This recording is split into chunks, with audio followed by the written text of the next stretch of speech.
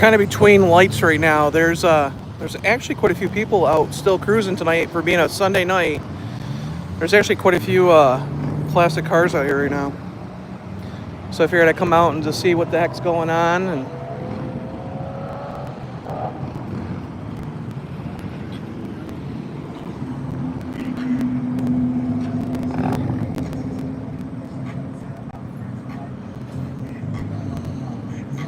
so yeah, there's a lot of stuff going on this week, but it's beautiful weather out right now.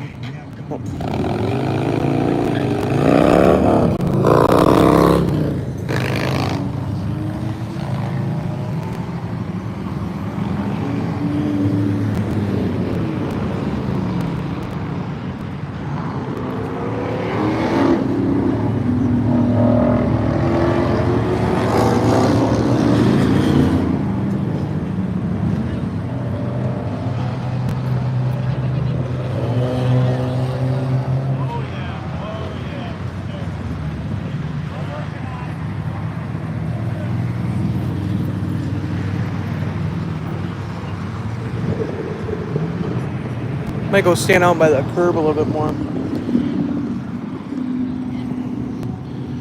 So yeah, it's perfect night out.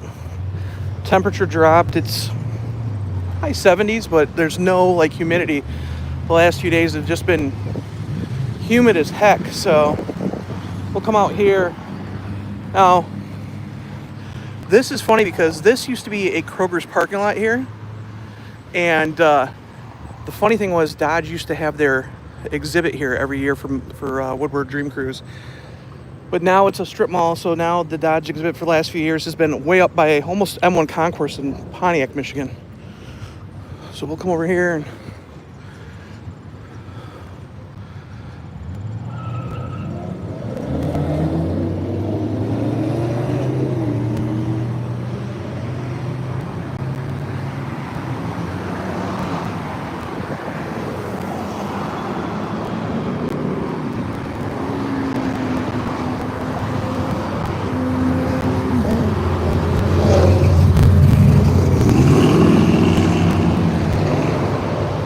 oh, it's beautiful weather. I just got done with dinner and I'm like, you know what? It's too nice to be sitting inside. Might as well just come up here and see who's all out here driving around. And just driving up here, there's a bunch of 50s and 60s and 70s muscle cars and stuff. So I figured, what the heck, you know? There's a gasser over on the other side. So there's, like I said, there's quite a few people. I mean, we got a mix of traffic and stuff right now, but there's still quite a bit of stuff going on. It is a little windy. So you probably can hear the wind in the background. You can kind of see the flag over there, how windy it's getting. So if you see the screen shaking everywhere and hear wind, it's because it's getting windy out. But it's like beautiful. The last few days have been high 80s, mid 90s. So it's beautiful out for tonight. This is like perfect, like convertible weather.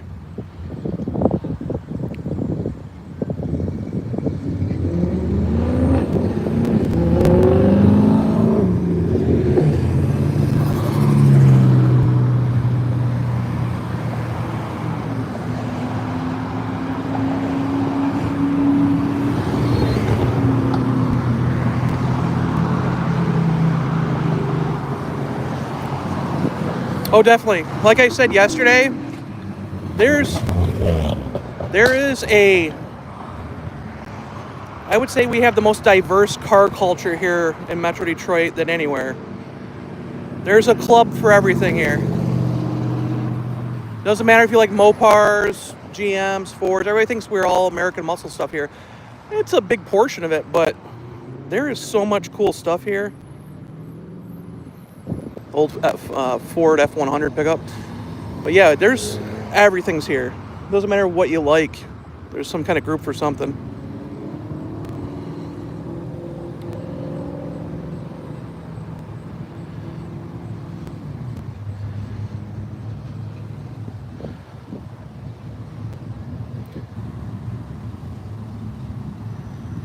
I might even I'm probably gonna sit down, kneel next to the grass here. It's Grass is actually dry.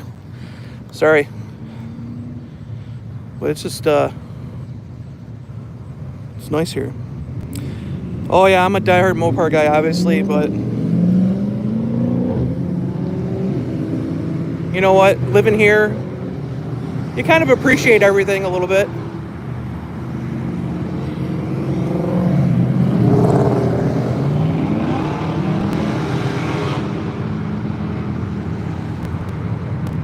Nice little Corvette.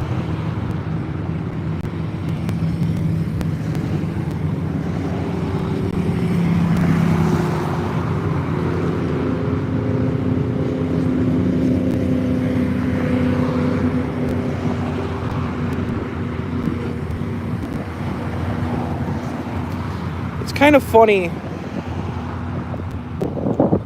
Muscle, yeah, pretty much. You know, it's funny because a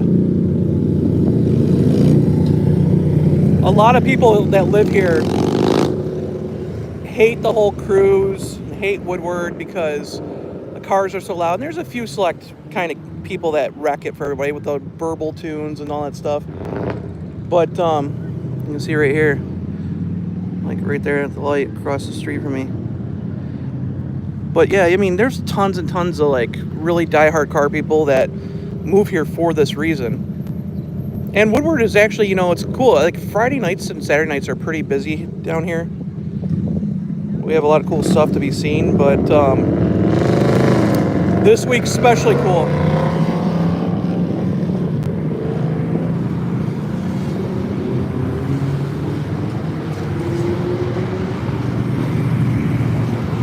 This week's especially cool because we get so many people from out of town bringing cool stuff too.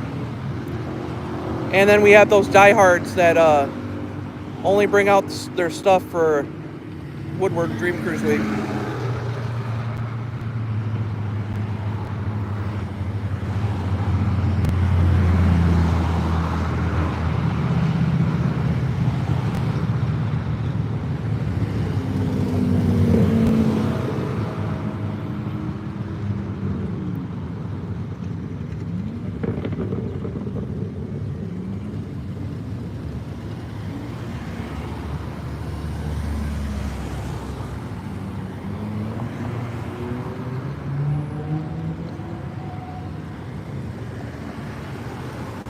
You know, it's pretty funny, like, the history of Woodward. Like, this was the first paved road in the U.S.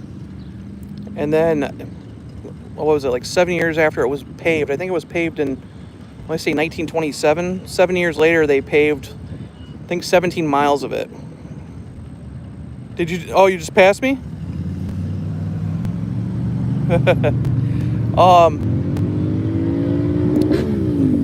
So, yeah. Not only was it the first paved road in the United States, but it was also the first road to have a traffic light. Also, there was there's just a lot of cool history here, especially Mopar history.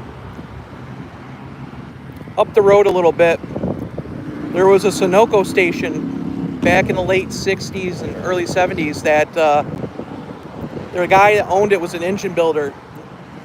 And it was kind of Chrysler Skunk Works. Yeah, Silver Bullet, that's right. It was Chrysler Skunk Works program up there, the Woodward Garage. They built the first Superstock Cuda, which is actually up on Facebook Marketplace right now for $2 million. It didn't sell at Mecum 2 months ago. I seen it at Carlisle last month. But yeah, there's a lot of history out here.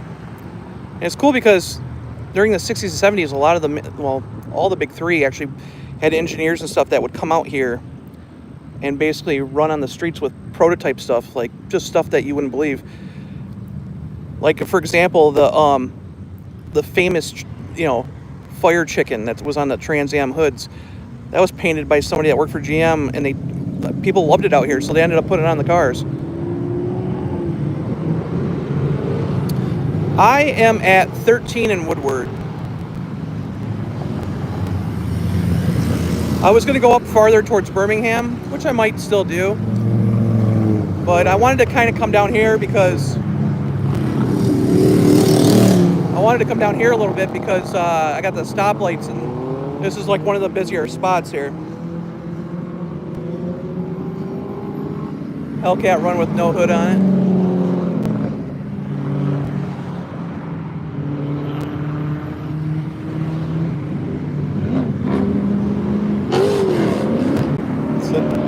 It's a 300C SRT, an early one. Yeah, how many like 1994 Pontiac Grand Prix do you see anymore?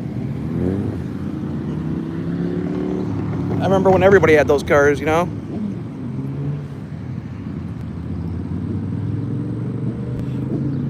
Oh, you moved to California, man. You gotta move back here. Less restrictions on stuff. A lot cheaper too.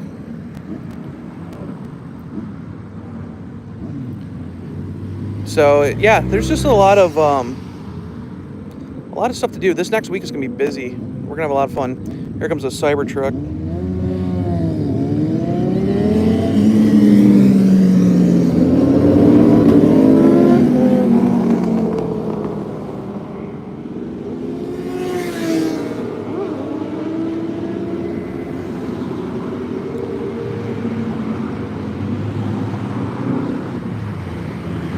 Hey,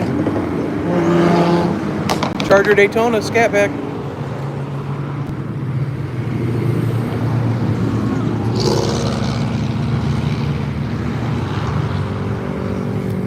If you're watching the feed, you've probably seen yesterday, there is a ton. Everybody complains about EVs and stuff, but there is a ton of Hummer, like EV trucks and SUVs running around because the lease deals on them are so crazy here. We're starting to see more. I've seen more Charger Daytonas in the last couple of days than I ever have. And that guy actually stopped me yesterday to talk about my car. But yeah, seems like, you know, here it's funny, our infrastructure for charging isn't that great, but more and more people are buying EVs, and now we're running into a problem where, like, when I went out to charge the other day, I had to wait almost a half hour just to get to a charger because everybody was using them. So then you got to wait on top of that to charge. And by the way, that 2011 to 2014 Dodge Charger right there, that is still my favorite body style of modern day Charger. I own 2 of those cars. Absolutely love that body style.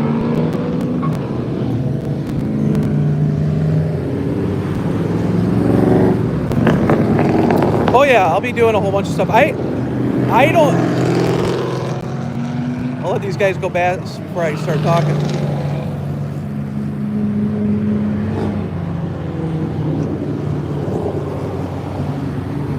There's a Magnum with a Charger front end on it.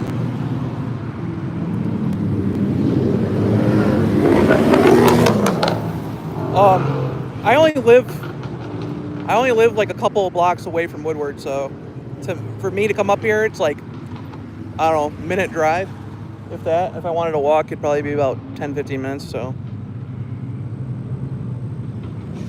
yeah, I wish they would have dipped the taillights down a little bit like the 2011 to 2014 ones. I absolutely love the body style of the 2011 to 2014s because they looked a lot like the 1999 RT concept. So, sorry, I'm just trying to move a little bit. But yeah, I really do love the new body style of the Charger. That's one of the reasons why I got mine. Although I will be honest with you, last week I got to go see those new Scat Pack and RT before they were shown. And I got a crazy deal on my Daytona, but I really wish I would have waited for the internal combustion cars.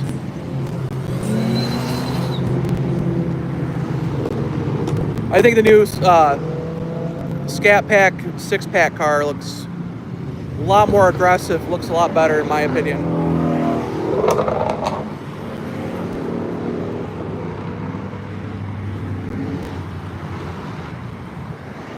Dude, everybody's been wanting a compact car again. They need to do that. And SRT4, like, if they brought back just a bare essentials compact car and then let SRT have its way with it, I think that would be awesome. They need to bring back just a basic car. They need to, what Matt Mackler needs to do is understand, like, Dodge needs to be mainstream again a little bit. You can't have everything performance. Like, even the new six-pack cars, yeah, they're really impressive. Like, I mean, I have a couple of beefs with the Hurricane engine just because it's all plastic on the top, and a lot of the issues that they've been having, like thermostats and stuff melting, is because of the plastic issue. But the biggest problem for me is the fact that, dude, it's $50,000 for the freaking car. So that basically, you know, like, you basically kicked out your Pentastar V6 people. So, I mean, they need to make cheaper versions, but they don't all have to be performance cars.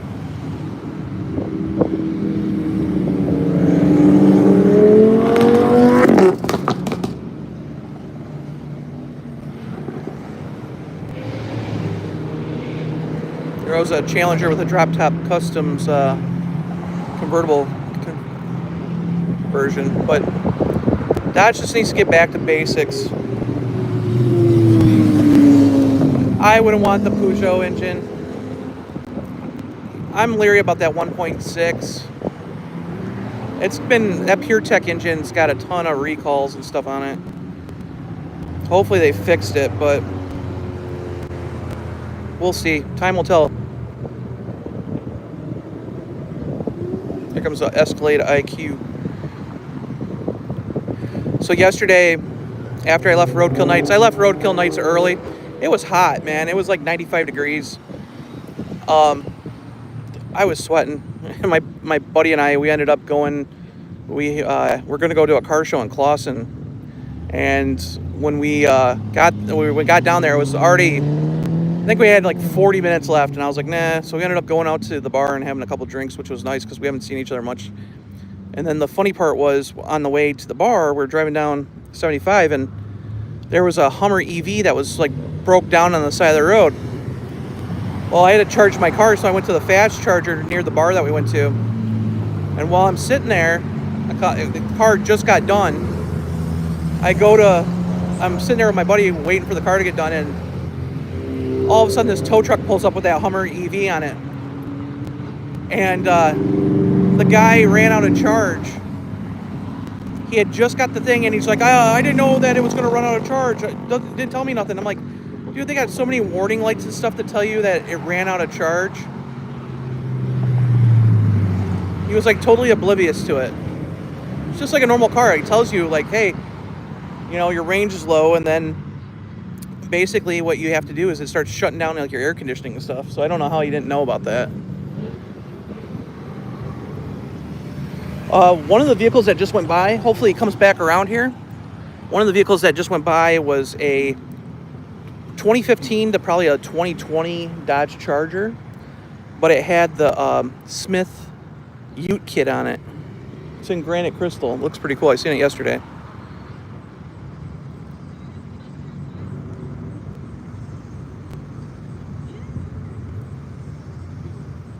Oh, the Pentastar is pretty good. I mean, they have some issues, but if you maintenance it and actually take care of it, it does pretty well. My dad's got one with almost just over 200,000 miles on it.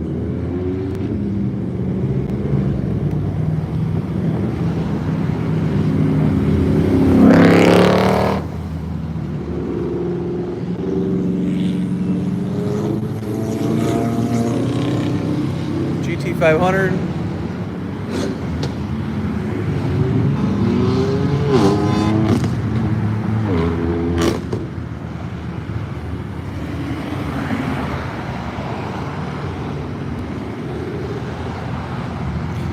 What do you mean the Ram Tradesman? The Tradesman's a trim. Are you talking about the Ram 1500? Because there's the Ram 2500 Tradesman. There's a whole bunch of stuff. Even the ProMaster has a Tradesman model. Are you talking about the 1500 though? The 1500 it comes standard with the 3.6 liter Pentastar V6 with e-torque system. And now you can on the Tradesmans for 2026 you can get the 3 liter twin turbo Hurricane standard output with 420 horsepower, 468 pound-feet of torque. And then if you want to go to Hemi, it's $1,200 additional dollars. And you can go 5.7 liter Hemi V8 with 395 horsepower, 410 foot-pounds of torque. All of them come with 8-speed automatic transmissions. The only thing is the 3.6 has a Chrysler built version of the ZF transmission. That's the 850 RE. And then the Hurricane and the Hemi have the same transmission. There goes that Daytona again. Has the same transmission, which is the 8 HP 75. One of the smoothest shifting transmissions ever. Now, the new Charger's got that. Those are the 3rd generation transmissions. The new Charger's got the 4th generation 880 RE, which is going to be built by Chrysler and Kokomo. And it's going to be in the new Grand Cherokee too. So that's going to be a really killer 8-speed automatic transmission. I think 8 speeds are like perfect. Super smooth shifting, not too many gears.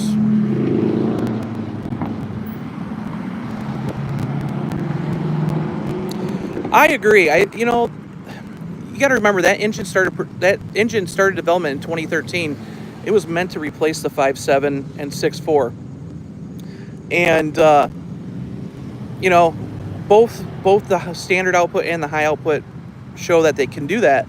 The problem is the fact that they need to I love that look on that car. I just always loved the 2011 to the 2014 fronts. They look so mean. So anyways, no, they need to like quit the cost saving stuff and like I said, get rid of the plastic on top of the engine and start making it reliable. Inline sixes, I'll tell you what, the RHO I had for a week was super smooth. Power was really good. But I think it'll get better in time.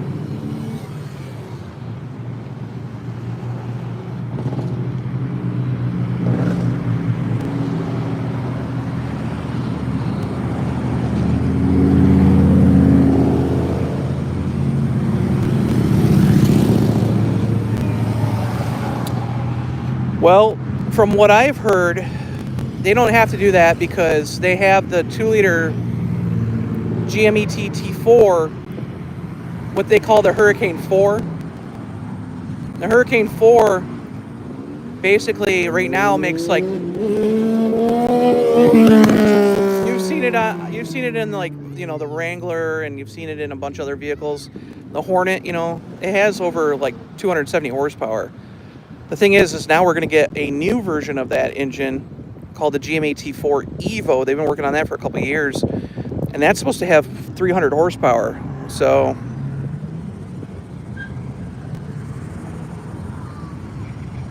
yeah, have to show up for the camera.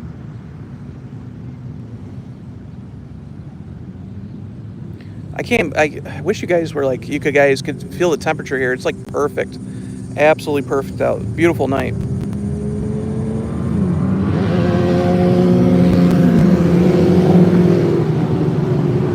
Yeah, Boosted Motorsports. Yeah, I seen the car yesterday at Roadkill Nights. I seen it actually on Friday first. I got a buddy who has the same generation of Viper, same exact paint and everything, and I asked him, I said, hey, you gonna do that to yours? It's like, hell no.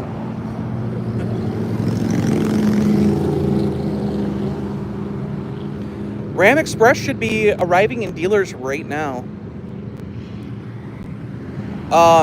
Actually, the Express with the Hurricane and the Pentastar should be in dealers right now. The Hemi one should be rolling into dealers here pretty quick within the next couple weeks, depending on where you live. Obviously, we're going to get them here first in Michigan because we're right next to the plant, but probably by the mid-September, they should be nationwide.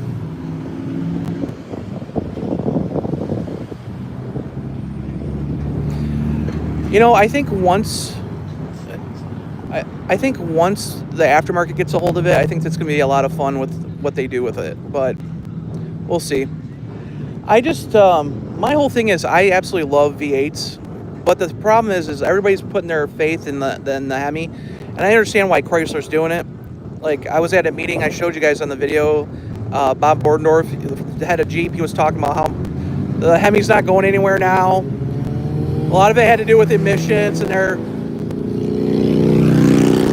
it's like Scout. A lot of people are like missing the Hemi, and he's been reading Reddit and stuff like that, and like one of the biggest things I get is from, actually one of the biggest emails I get, or most common emails I get, is from people asking if the Grand Cherokee will have the Hemi in again, because a lot of people want that Grand Cherokee L with the 5.7. The only problem is it's going to take a little bit of time, because unlike the Ram, like a lot of people don't understand, emissions and all that stuff isn't completely done yet. They still have some emissions they have to do. They've been cut back to basically like just before the Obama era, but they still have emission standards, crash test standards, NVH, all this stuff they have to do to get these cars, developed. The problem is they can't just throw them back in without getting them certified. So like what Tim was telling us at the Ram event a few months ago was the only way they could put the Hemi in so quickly was if they didn't touch anything. So if you remember in 2024, the Hemi became, because of all the pushbacks, where hey, we're not going to pay, credits anymore. We're not going to pay for credits. They had to make the e-torque system standard. Well, when they did that, they got rid of the base Hemi. That's why you're seeing the e-torque only. A lot of people are ticked that the e-torque is the only one back, but if they want the Hemi back, they could bring the normal Hemi back, but the problem is it's going to take a while because they still have to recertify it. Nice Ferrari. But, they got to recertify that stuff. So it takes time.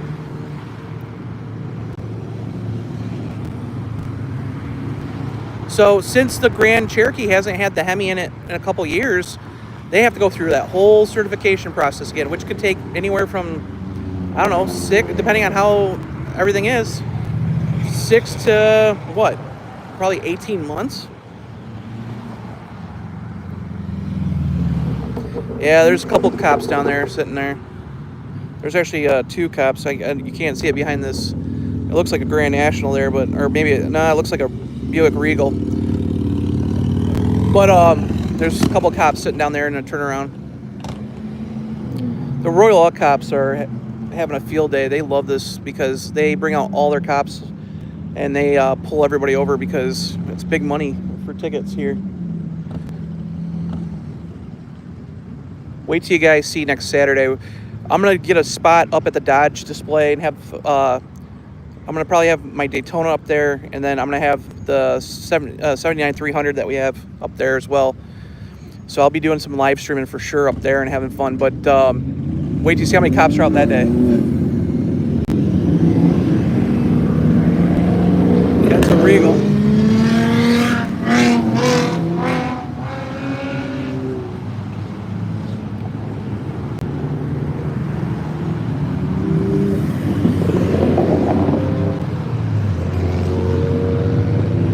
$13-mile, yep. 13-mile in Woodward. Right, I'm kitty corner from the fire station. Royal joke. Yeah, a lot of people say that.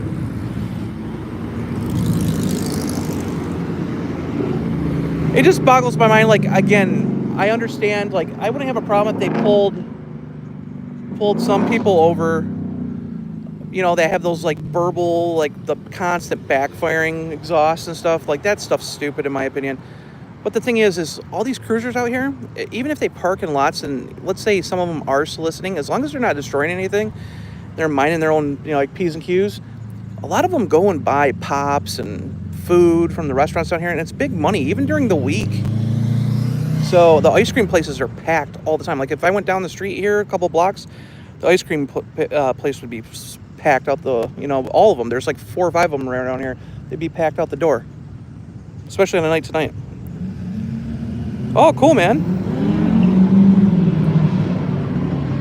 Yeah, I live over by Vincetta Garage, so.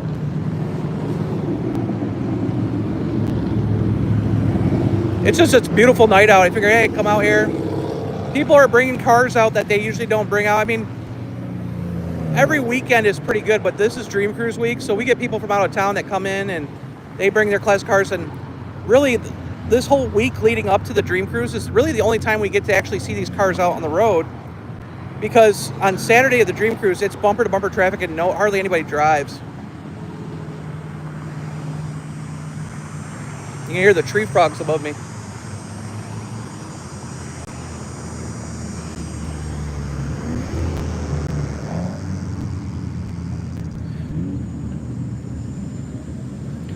What's your thoughts on the Whipple supercharger on the Ram 5.7?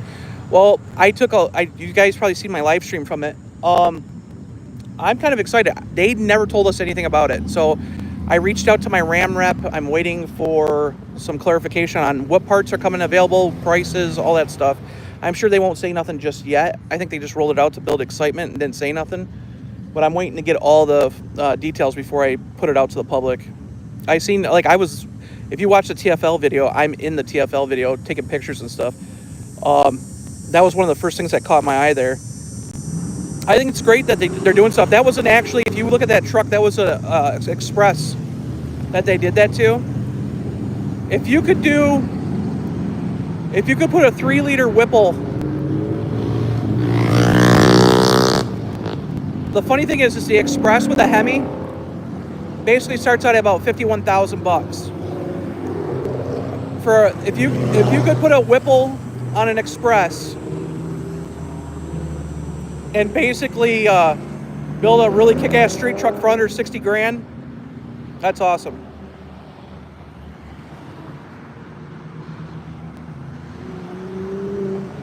Oh, sweet, man. Yeah, message me when you're up here. You'll definitely have to come up. I'll be probably up by the Dodge display with my car sitting up there. I'll have a tent up by the road and stuff, so.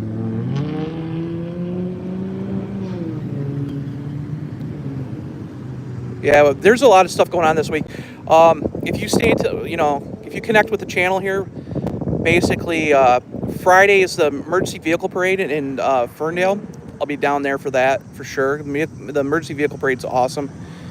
You might even see one of my buddies who has a YouTube channel. If you go on Chase Classic Motors, these guys that are from Metro Detroit, they basically fix up 1970s and 80s. A majority of them are Mopars, but they love like cop cars and stuff. They'll have their 1975 Plymouth Grand Fury there.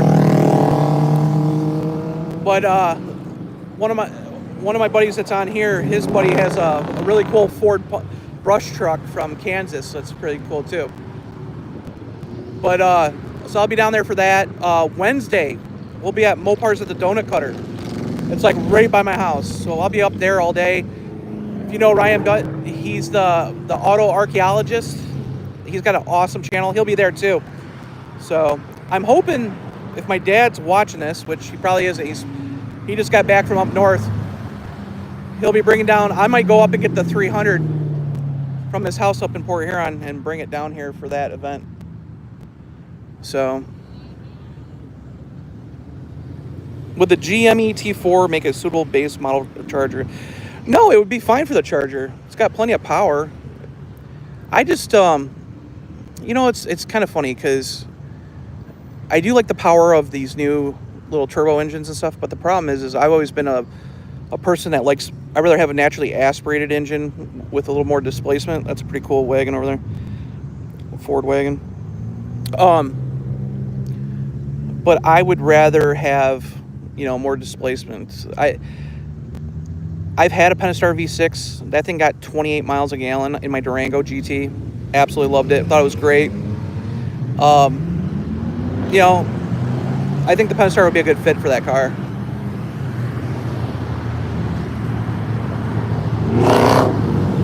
They just have to get away from this whole, hey, we're a performance brand. When I talked to Bob Bordendorf, the Jeep CEO, it sounds like he knows, like he's cutting prices big time. He's going to realign the Wagoneer and Grand Wagoneer strategies, he said. He's going to make the Wrangler and Gladiator more customizable, so you don't... there goes my wife.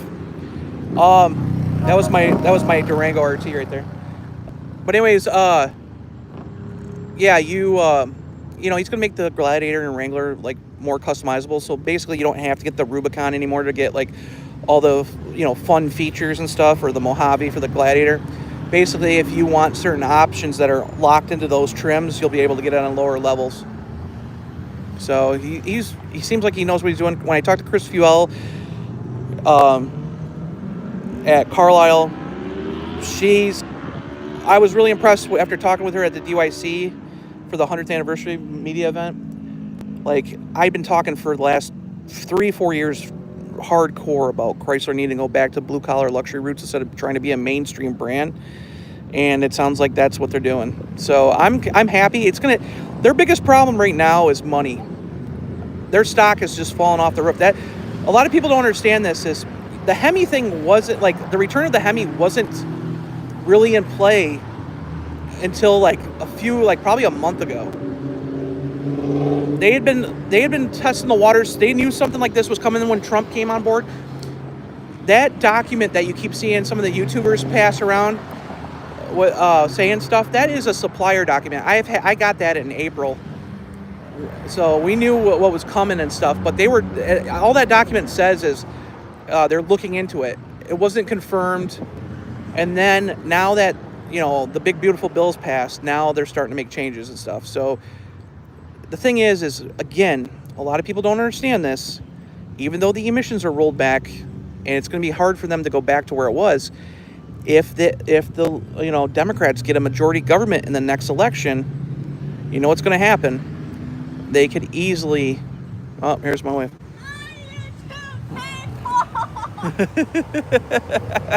It's my daughter and my dog. So anyways, all they have to do is really have another government change, and what happens? They go right back to where they were. So a Journey GLH would be interesting. It was actually the Journey GLH was Matt Mackler actually told us that it was going to be released in Q4, but it's not now. And the reason why it's not going to be released now is because it has nothing to do with sales. It's the tariffs. And the only reason why they're not bringing the vehicles here is because they're built in Italy. They're built in Italy, and with the tariffs on them, the profit margin's thin as it is. We know how much incentives they have on them, and yet they're still making a profit selling them. But with the tariffs on stuff right now, it just doesn't make any sense. That's why, if you actually looked and noticed at the Charger event, so the Daytona Scat Pack like mine, right? It's now $60,000. Well, if you actually took and looked at the 24 and 25 models, you had to buy certain packages. You could not buy a base model car. Now you can. If you look at what they did, they basically cut $5,000 off the cost of the Daytona Scat Pack. The RT is gone because, and Matt told us this at an event. He goes, it's gone because there's not enough profit margin in that car. He literally sat there and told us there's not enough profit margin. So the RT is gone because of that. Now, if tariffs with Canada come to an end, and let's say there's even a 10%, maybe 5% tariff or whatever, the RT Daytona will come back. He told us that. It's not canceled. It's postponed. So there's that Daytona right there. There's 4-door. So yeah. So what they did was they cut the cost down, and then there's another Daytona. If you actually break down what they did for 2026, the Daytona Scat Pack, yeah, it's cheaper, but you can get a base model car for that for $60,000. It's a base model car. You don't get the track pack. You don't get any of the options. You get the base car, not a plus car either. Mine's a plus car with the track pack, and it stickers at $80K. But what they've ultimately done is taken $5,000 off the Scat Pack, Daytona. That's what they did. They took $5,000 off of it. So, oh yeah, there's no doubt about car being eliminated, but they're pretty much done. But there's still emission standards they have to go through. A lot of people just think oh, hey, it's going to be easy to do this stuff. They still have regulations that they have to follow. By putting in an engine into something, it's not like everybody thinks there's no regulations. All these cars will be polluting with black smoke and that. No, hell no. It's basically gone back to how it was in 2008. So the problem is it gives automakers time to build stuff that people want. The whole thing was the EV. You got to remember back. You might remember back in 2000s, the early 2000s, everybody was talking about hydrogen. Everybody was talking about hydrogen being the next thing. And then we've seen a few EVs, but everybody was talking about, compressed natural gas and hydrogen. There's another Daytona. And then after we heard, hybrids were the next thing. Like my mom bought an '09 Mercury Mariner hybrid. And then that changed. That went to, everybody's going to do plugins. And then we heard for like 3 years, plugins were going to be the big thing. Stellantis or FCA released the plugins for the 4xEs and the Pacifica. And then all of a sudden it's like, nope, we're diving full in with both feet for the all electric. And honestly, all electric will get there. There's no doubt in my mind that electric will get better and better and better as time comes. Yeah, that thing is cool. He's been doing laps quite a bit. We'll probably see him come up the other side of the road here in probably about another 3 minutes. But there's no doubt in my mind that EVs will eventually catch up. The problem is the battery technology isn't there yet. The charging infrastructure sucks. We need a better charging infrastructure. What people don't understand is, like, I have an EV, so I've been learning all this stuff firsthand. I pay more for plates now because we don't pay a gas tax. That's a nice charger. But yet, I pay tax on the energy that I use at my house. But then on top of that, my plates are more expensive. My insurance is more expensive because it's an EV. If I were to charge it in my garage, my house insurance, well, even though I have a separate garage, I have a 4-car garage, they still wanted to charge me an increased insurance if I kept it in my garage. It's just, there's no saving it. There's no saving. The only way that EVs are way more expensive. The only way that an EV would help pay for itself is if you kept it forever and you charge it at home. Like if I charged it at home, if I have I got a level 2 charger, but it's not connected yet. If I charge it at home on off hours, it would be about $16 to charge it from 0% to 100% on the car. $16. I fast charge the thing, and depending on when and where I fast charge it, it usually, if I have, let's say I had a completely depleted battery, I can go anywhere from $43 to charge it to up to almost $65, depending on what charger I'm using around here. So you're paying premium fuel bills. Now, with the next generation of semi-solid state battery technology coming out, and they're hoping by 2028, the Charger Daytona will get an all-new battery pack. That will be probably half the size, be able to put out more power density, or energy density, which means bigger motors can be applied, and a range of 500 miles is what they're aiming for. I think then we'll start seeing some big changes, but they also have to get the charging times back down. I really don't think EVs will be 50-50 until, if you can get the charging times down to like 6-7 minutes, I think more people would switch.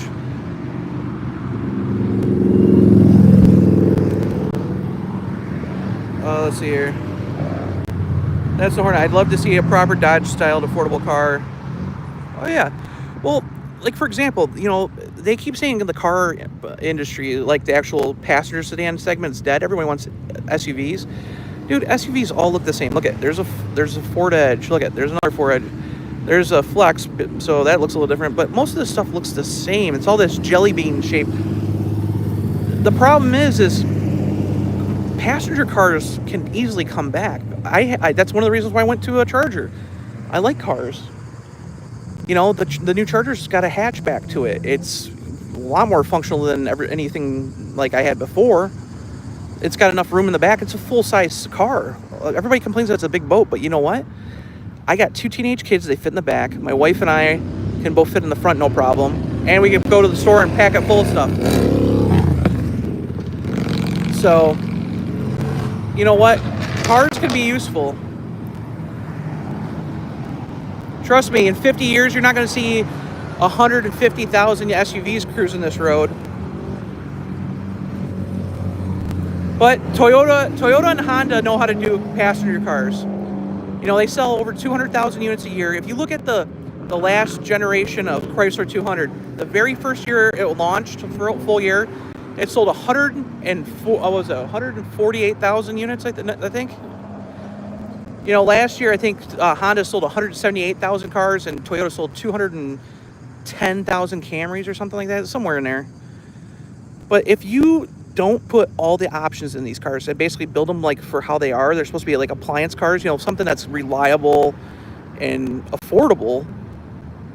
They could easily do that for Dodge and Chrysler. And Chris Fuel said at the Carlisle Nationals, she slipped up and said, hey, we're actually looking at the possibility of a fifth vehicle being an under $30,000 passenger car. So the smaller car is what she said. So the problem is, in order to build all the stuff that they want, they need to make money. The easiest money grab is putting the Hemi back on stuff. That's just what it is. Profit margins, everything. Antonio Floza said it in that thing where I picked up on it. You guys seen it? Made news on everything. He said, you know, bring the TRX back. There's huge profit margins for Ram. The 5.7 Hemi is one of the cheapest engines they can build. The tooling's been paid off forever. There's just a lot of things that will bring them cash, and this is the quickest cash grab that they can do. Why do you think certain vehicles have been pushed back and all that stuff? The Durango, the next generation Durango. Why do that when the Durango's selling halfway decent? Everything's paid off in tooling. They can just push it back a couple more years and just continue the current Durango out, and it's basically what the last part of the Journey was. After the 2011, the Journey never got a major update, other than in 2015 it got the Crossroads model, which got a different bumper. But other than that, the Journey lived on just to be, you know, to its end as just an appliance vehicle. It was cheap, and people love that. Now with the Hemi and the Durango across the lineup for 2026, look at the GT, right? Matt Mackler pulled a fast one on us on the media because he didn't say nothing. We went and seen the Hellcat Jailbreak and the six-pack cars over a week ago. And there was like 40 of us journalists there and probably 100 online watching the unveiling. And he never said anything about it. So when we were there, I was actually standing next to a guy I know that works for the...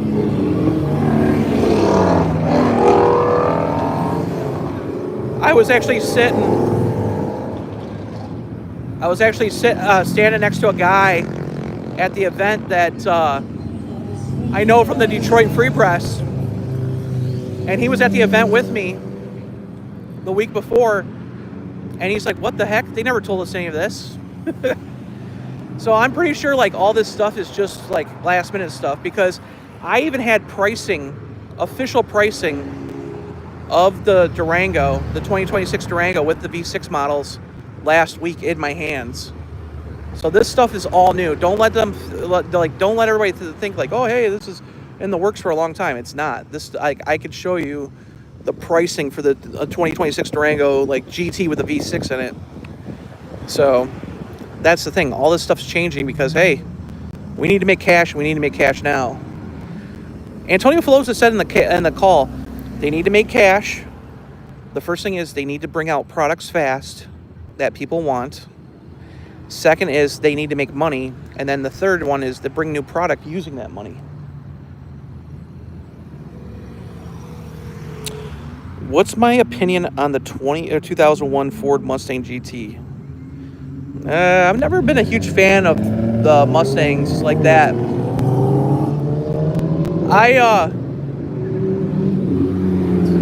There's a Lamborghini. Ferrari. 2001 Mustang, I don't know. I've never been a huge fan of that body style. I have always liked the 2011 to 2014 Mustangs. I had one actually not that long ago. That was cool. There's a Camaro went by with a GTO body kit on it. Yeah, I had about a year and a half ago. I bought my wife a 2014 Mustang Club of America edition convertible. It was 2014. Only had 30,000 miles on it. It was completely garaged and stuff. Beautiful car. And she ended up getting T-boned and it got totaled out, unfortunately. We had it for like 6 months, and some lady blew around. She was pulling out of a parking lot into a main street. Somebody was letting her out, and somebody blew around this guy that was letting her pull out and hit it and totaled it. It could have been fixed. It still drove and everything, but the insurance was like, they actually paid me more than what the car was worth, but they just said it wasn't worth fixing, which cracks me up. The thing is, they said it was going to go to Copart and never went to Copart. Somebody bought it from the collision shop, I'm sure, and fixed it up and sold it. So, but I always liked the new 5-liter Coyote engine. I think those are great. I just was never big into the newer body style stuff. The new Mustang, I think the new Mustang Dark Horse looks really nice. I just hate the back on it. I think the back looks terrible. I do like the last generation. Oh, there's Maserati MC20 in a unique 101 color. So, yeah, Woodward Dream Cruise is next weekend. So, again, we are getting a lot of people from out of town, and a lot of people that have their cars all, like, we got a lot of people, like, you see Ferraris and stuff running around in that Maserati MC20. A lot of those guys go out to, like, cars and coffee events and then go park the cars. But now, tonight's absolutely gorgeous out. It's probably like 72 degrees, 73 degrees, very light wind, super comfortable. But we're seeing people now that Woodward Dream Cruise Week's coming, like right now, a lot more people are coming into town and a lot more people are bringing stuff out just for fun. So I'll probably be out here every night for this week, just doing some live streaming and stuff, because again, it's cool just seeing stuff. So I might tomorrow I might bring out a tripod or something and hook my phone up to it, because I'd like to be shooting some stills. But as the week goes on, we're gonna get more and more cars going on, and then I might start doing some live streaming during the day. I can always bring out my laptop and work on the websites while during the day, because when we hit Wednesday around here, that's when everybody starts coming into town. It gets crazy.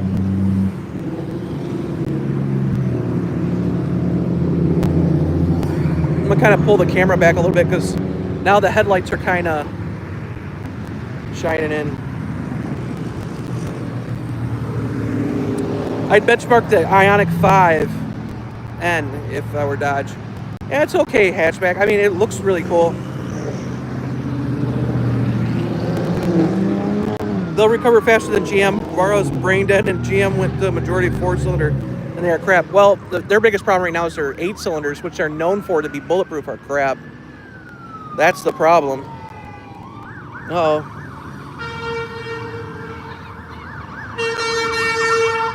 I'm right behind the hospital here, so ambulance.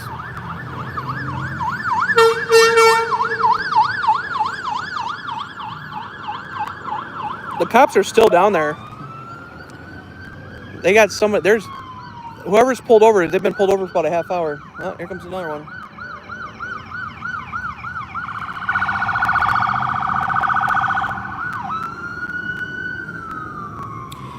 The Equinox EV actually makes me think of an affordable Chrysler crossover, especially because of the front. Yeah. So the funny part about that Equinox EV is there's a crap ton of them down here.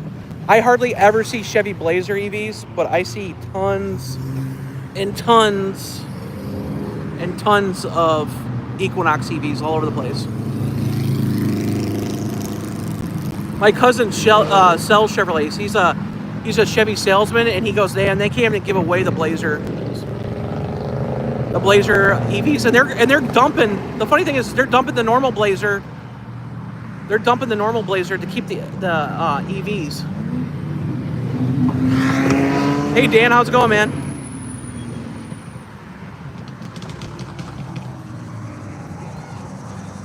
Wanted to get a Mustang there, but the shop ripped us off. We asked for the 123 lights. They're coded 1232. Messed up our fog lights. Well, that sounds terrible. Where's this shop at, man? So, oh, we got somebody with a Durango RT busting around the parking lot over here.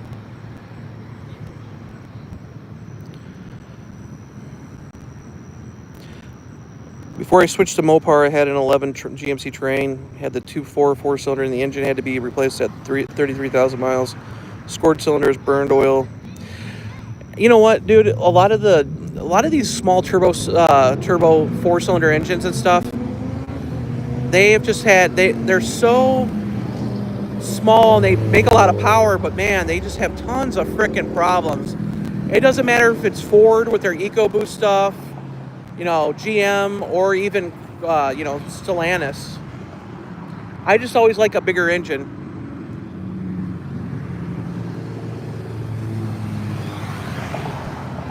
And I will tell you, I'm really impressed with the 3-liter Hurricane Inline 6, the performance of it. But if it's my honest to God opinion, I really wouldn't buy one. I'd probably lease one. Just because if something goes wrong after 2 years or whatever, I can dump the car. I wouldn't mind it if the car had a Hemi in it, like the new Charger had a Hemi in it. I definitely would have it, but I'm one of those people, like, I'm very old school in my ways. So that EV thing was a huge switch for me. But I don't know. I'm also one of those people who I don't really want to have a 5.7 Hemi anymore. I want them to come out with a new generation. I want a Gen 4 Hemi. I want something smaller displacement, dual overhead cams, to go head to head with the Coyote motor. I think there's a lot of possibility that they could do something like that.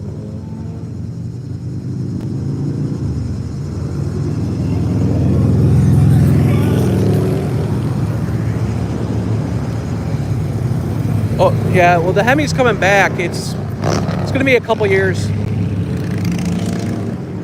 We keep hearing things like. Oh, there's Hemi cars running around. Now look I live in Metro Detroit, right? There's another Daytona. A majority of my friends, really cool Buick that went by. A majority of my friends that I know work for the auto industry. A lot of them work for Chrysler. I can honestly tell you, there is no Hemi LB cars running around. They're so focused on launching the 6-pack car, they haven't even had any testing. A lot of people have said, "Oh yeah, there's dual exhaust and it sounds like it." These new 6-pack cars have dual mode exhaust. When you're not punching on it, it doesn't sound that bad. It does get buzzy when you push it all the way down to the floor, but they'll start doing Hemi stuff here probably by the end of the year, I think. So what I was told is the Hemi swapped the whole ordeal to put a Hemi in it. It's not as bad as what they originally told us. What they told us was kind of a BS thing. What I was told is that a 392 or whatever can fit in that car.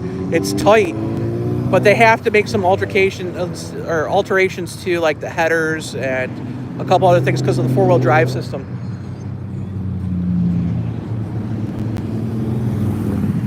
And honestly, I love the fact that these cars are all-wheel drive with, rear-wheel drive shutoff. Like my 2014 cars, I had two 2014 Dodge Charger RT all-wheel drive cars.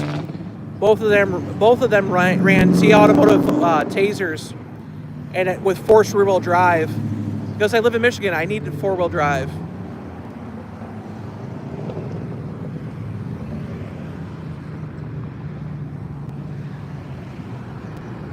A 4.7 would be cool.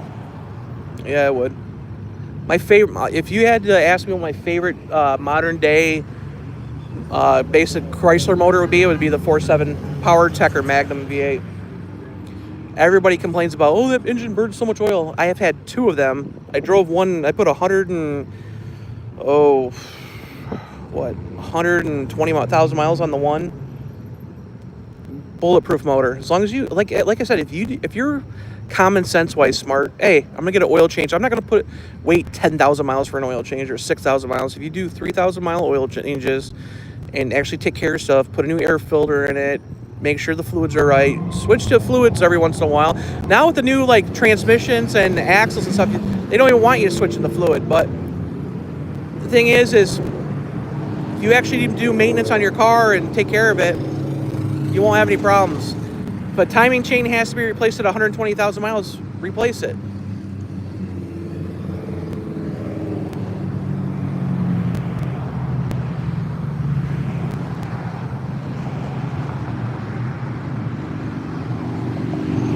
Oh yeah. I'll tell you what, the Pentastar is actually a pretty good sounding engine for being a little 3.6. My dad's got that Journey. He's got a 2012 Journey Crew. If you go on YouTube and type in Scott's 2012 Dodge Journey, my old YouTube channel, like my personal channel, comes up. And there's a video from a couple years ago of my dad's journey. Well, probably not a couple years ago, probably like 10 years ago. He's had that thing for that long. When he first got it. And it has stock exhaust, and he's just trying to goof around with the all-wheel drive system in the snow. And he revs it up, and it sounds pretty good. It still sounds pretty good, considering it's got over 200,000 miles on it. And he loves the Journey. The funny thing is there's a lot of people that are diehard Journey people. My dad's one of them. My dad loves his Journey. It's starting to rust out and stuff. The only problem he had was in 2012, they did a really crappy job because they put too small of brakes for what that vehicle needed. And the brake pads wore out like crazy. Like every 13,000 miles, he's putting brake pads on. So all he had to do was upgrade to the Grand. In 2013, Dodge upgraded to the Grand Caravan brakes, and that solved the issue. So that's what he had to kind of do. But you know, it's actually not a bad vehicle. It's for something cheap, you know. Definitely the 2011 and after vehicles are better. The 2021 was terrible. The 2.4 liter Tiger Shark, terrible. The front wheel drive only in that, it was absolutely terrible. Little Z3. Country Squire, that's pretty sweet.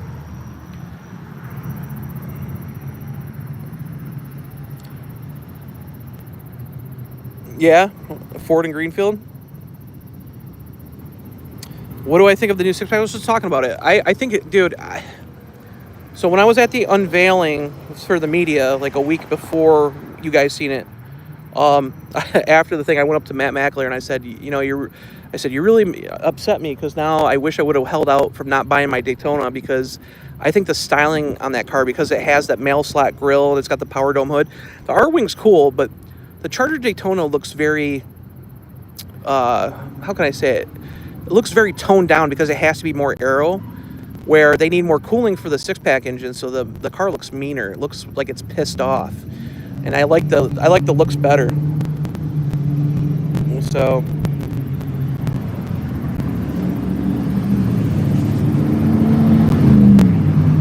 oh, dude, it's the perfect weather out. It's not hot, it's not cold, and it's like there's a very light wind. Enough where you can probably see the flag over there flying. We got a nice breeze. It's just perfect night.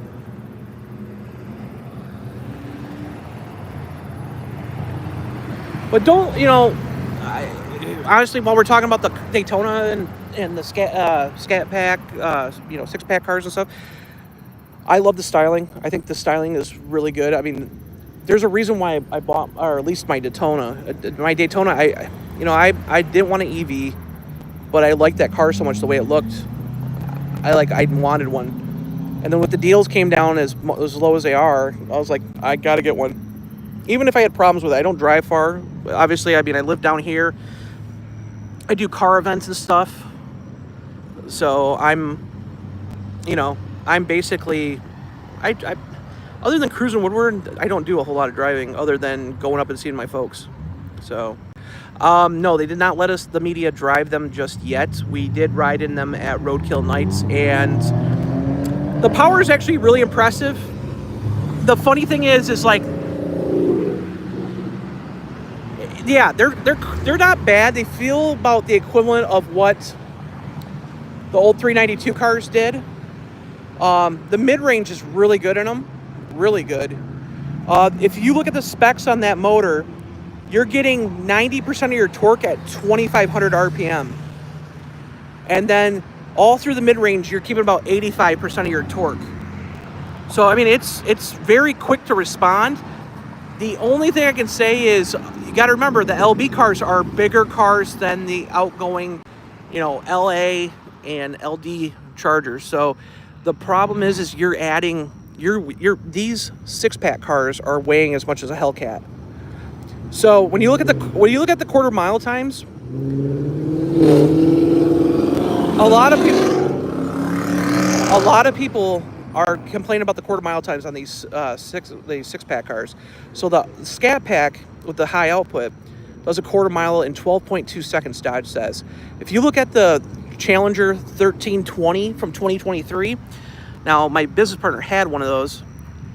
That Dodge said that could run 11.7, okay? Now, those cars could if you knew how to drive them right, but you had to have a stripped out one. Here we go. You had to have a stripped out one, meaning like driver's seat only.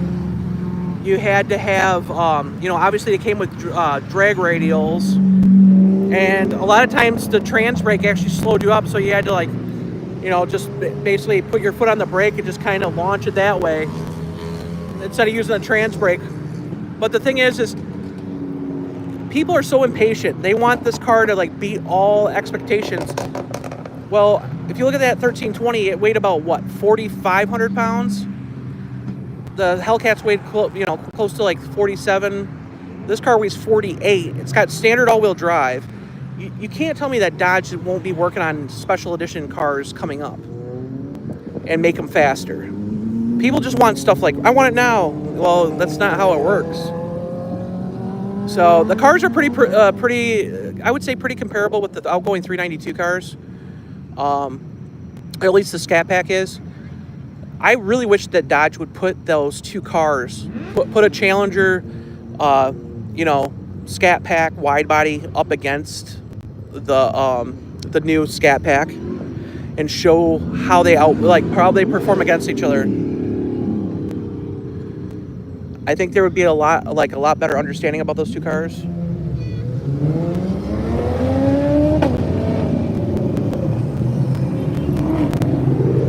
So, but overall, I mean, I'm sure I'll be able to drive one here pretty quick. But yeah, the riding in them, they felt fine. Again, I like the forced rear-wheel drive setup. I like how it's all-wheel drive. And if you actually take the money, and everybody's complaining about the price on those cars. If you look at the equipment that comes standard, yeah, they need a cheaper car than what they have. But if you look at what they're giving you, if you went to 2023, the first thing is the Scat Pack Challenger never had all-wheel drive. But even if you had the option of all-wheel drive with the RT back in the day, it was like a $2,000 option. Wide body, right? That's another like almost $4,000 option. And the new Charger is 2 inches wider than a Hellcat wide body. It's 79.9 inches wide. It's 1/10 of an inch shorter than what it needs to have heavy-duty driving lights. So the car's massive. It's taller, it's wider, it's bigger. But I would love to see Dodge actually compare the two. They keep posting, like if you go on their social media stuff, whoever's running their social media page sucks. Because everything's all about the old Charger and Challenger. They might post a couple pictures of the new stuff. I want them to like post the performance against each other of the cars.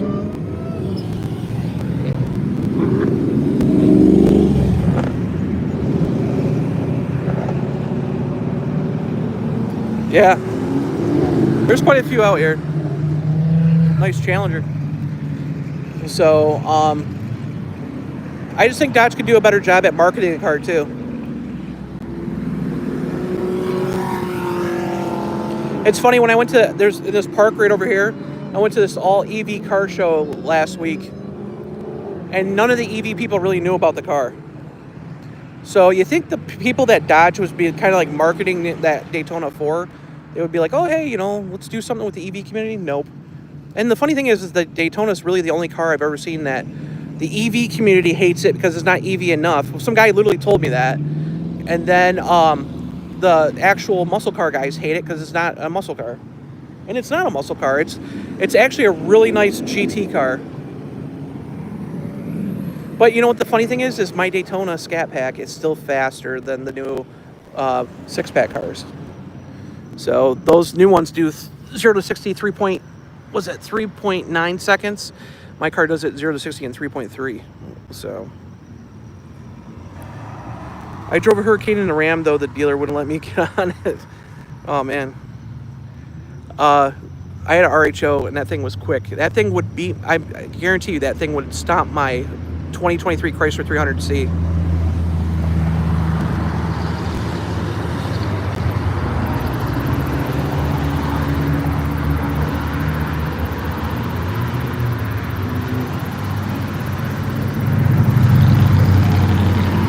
MG.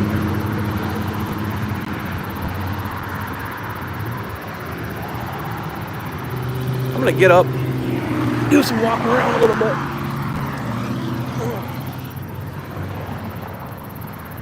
We got some people just standing out here on the curb and watching and stuff. If I had my actual mount, I'd just put you guys up on my windshield and do a lap with my car, but lots and lots of C8 Corvettes out here tonight too. Or it was a lot last night too. Hopefully you guys watched the live stream last night. There was a really cool ZR1 that guy just got. It was the second one and first one privately sold in the state here. We talked to him last night. Yellow one, super nice car. I'm just not a huge fan of the new C8s. I think to me, they're not a Corvette. I like the old formula of a Corvette better. But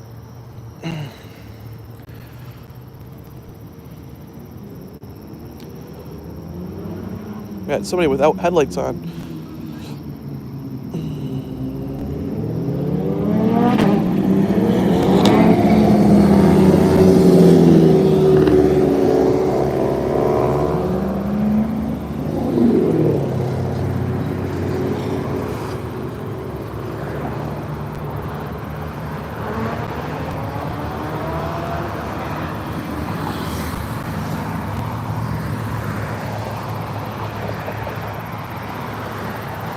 Oh, I would too. Honestly, if you had to tell me, I really like the new six-pack cars, but if when this lease is up, I would probably go, if Chrysler has a car, I'll probably go to a Chrysler. I love Dodge and everything. I love Dodge's sportiness, but as I've gotten older, I've grown really, I've kind of been a diehard Chrysler person for probably the last, 5 years.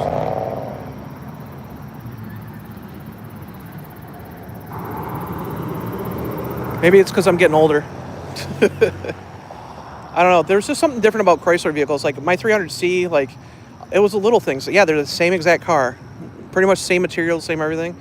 But it had the clock in it, and it was just simple stuff that made it feel a little more luxurious. So let's take a walk. Oh, we got something else coming up here. Hold on here.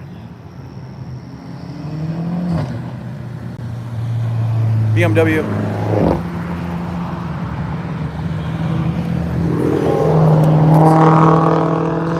Let's take a walk over here real quick.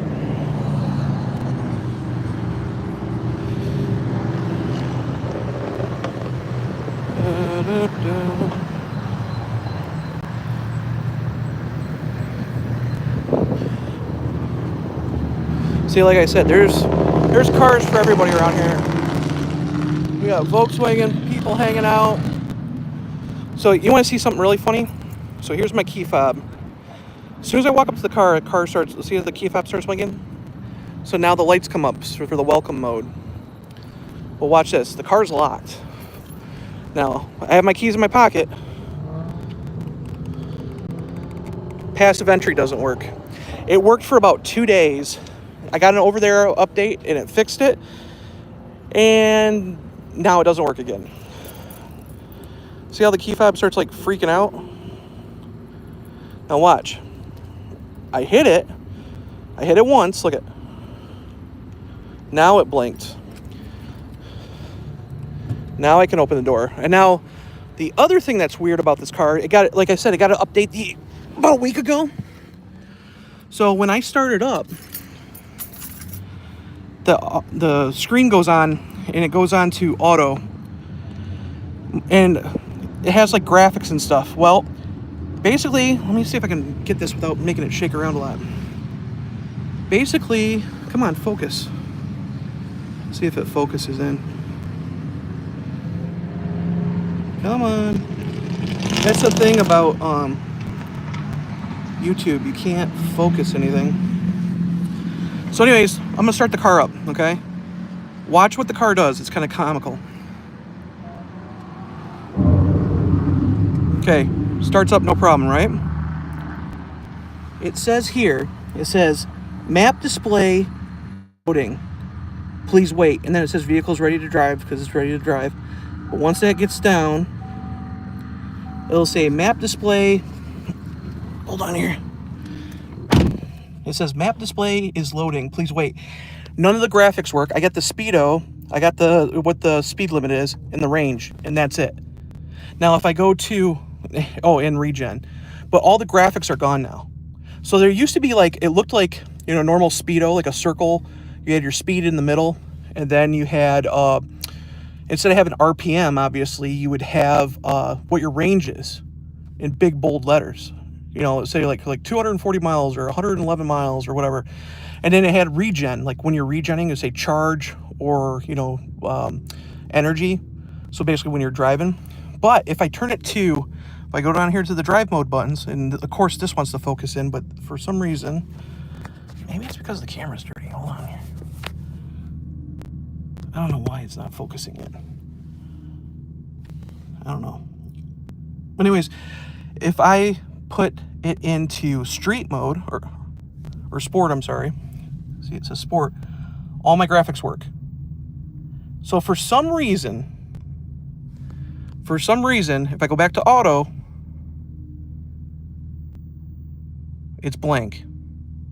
I still have my information, but the graphics are gone. And all the other cars I've seen so far don't have this problem.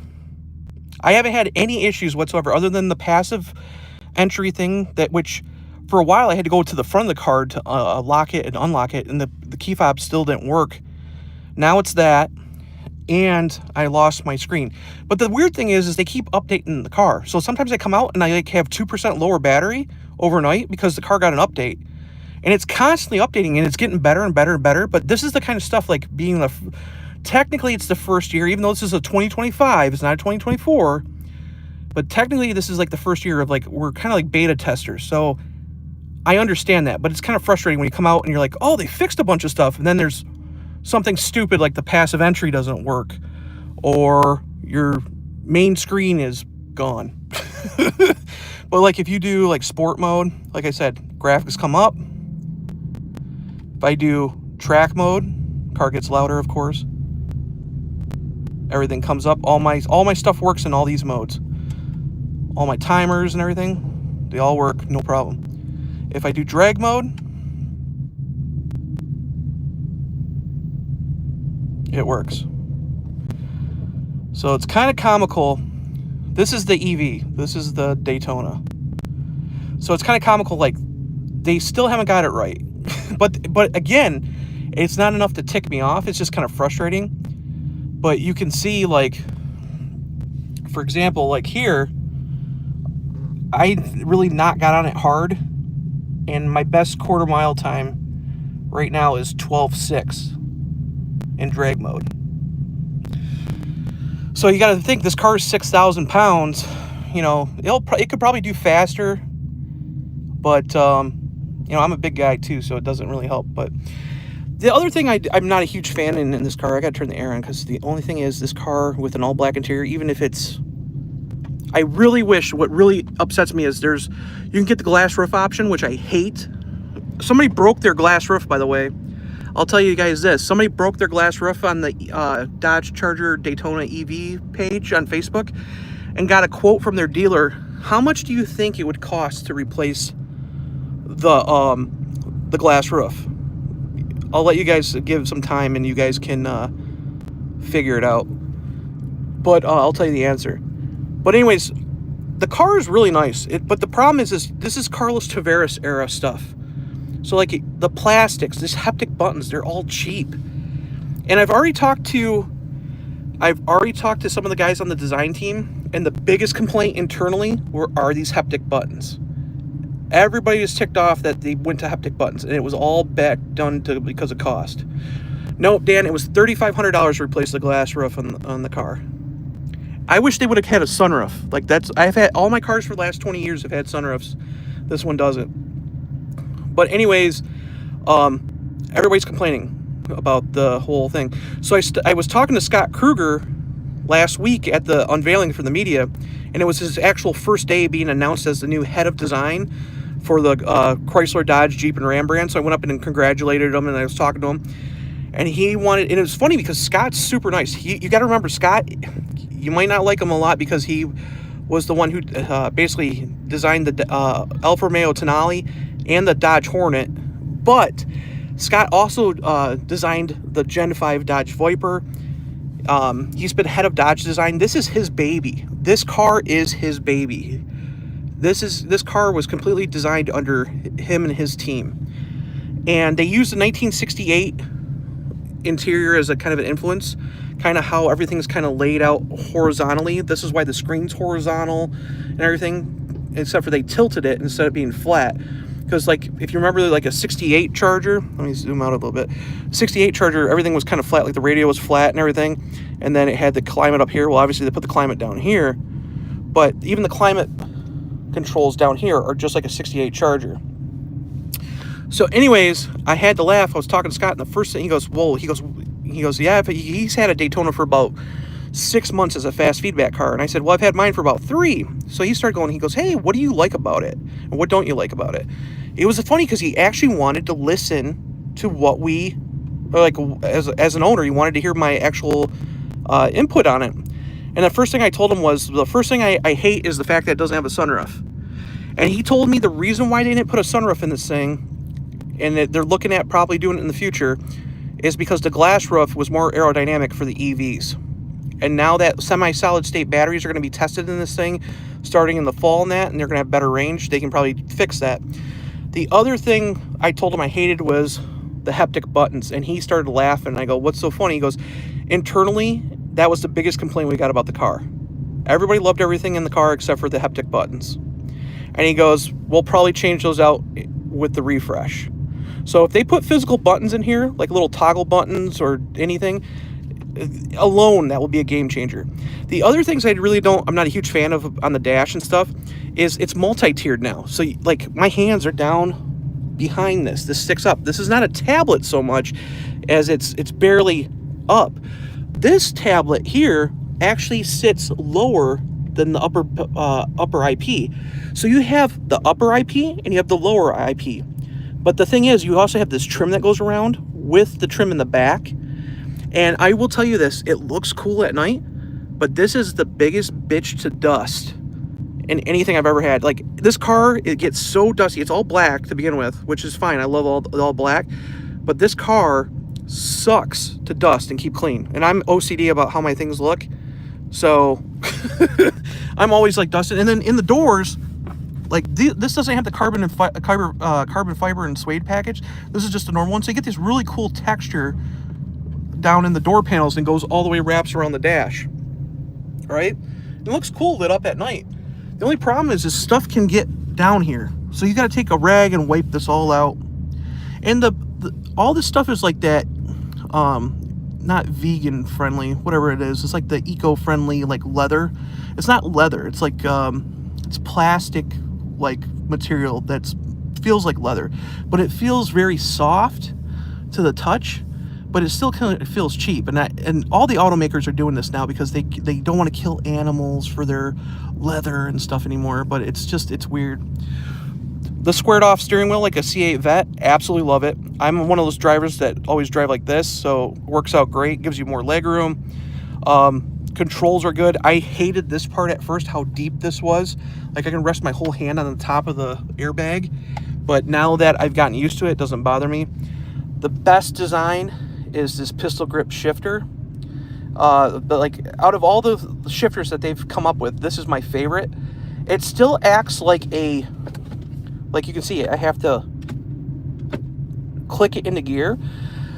It still acts like a mechanical shifter, even though it's electronic. But the thing is when I'm driving, I have restless hands, so I'm always, like, touching things. I can either hold it like this, like a pistol grip, or you can rest your hand on top of it, and it's plenty comfortable. I told Scott that was probably my favorite feature of the car. The other thing I don't like is they have USB-Cs everywhere, but there's no normal USBs, and not everybody has USB-C, like, connectors. So there's launch control there. Because it's in track or drag mode, obviously traction control's off, and lane keep assist I always turn off because this thing likes to ping pong between lanes because it's so wide. But cost cutting measures, this right here, this whole over the head console is from the Grand Cherokee, this exact unit. So You can see it's right from the Grand Cherokee. The only difference is this button, and I was actually sent pictures originally. They screwed up on the first batch of these cars. You can see that it's the Charger with the hatch on it. This is the lift gate for the Grand Cherokee. Well, on the first batch of them, they actually screwed up. The supplier sent them the Grand Cherokee, so these were actually Grand Cherokee, so they had to go through and rip them all out of the ones. But stereo system, this one's got the base stereo because it's not the if you got the, in order to get the upgraded stereo, you have to get the glass roof, which I didn't want. But this one's an Alpine system, just like the 914 watt optional system. But this one is 568 watts, I think it is, and it's loud. I mean, it's really clear. The seats, these seats are by far the most comfortable seats I've ever sat in a car, period. So I absolutely love the seats in this thing. The best seats I ever sat in a car prior to this was a 2004 to 2006 Pontiac GTO, the Holden Monero. These seats are super comfortable. They're not like the old Hellcat seats where they're too bolstered in the middle, and they're Alcantara in the middle with like this fake like leather around it, and I absolutely love it. You just seen those people walk by. They're at the back of the car right now listening to the car. I think they want me to get out and talk. That's another thing about this car. You can be sitting here and people want to constantly talk to you about it. It's kind of funny. So yeah, I mean, design-wise, it looks really good. It's comfortable, super wide sedan, or coupe in this form. Tons of room, tons of, you know, storage. There's a glove box down here. Again, the design of this thing is so nice. These aren't paddle shifters on the EV. On the 6-pack, they are. Here, this controls your regen. So you see these, hey, this is what I'm talking about. Hold on here. You see the 3 lights right there? So that when you put it in drag or track mode, it gives you the most aggressive regen.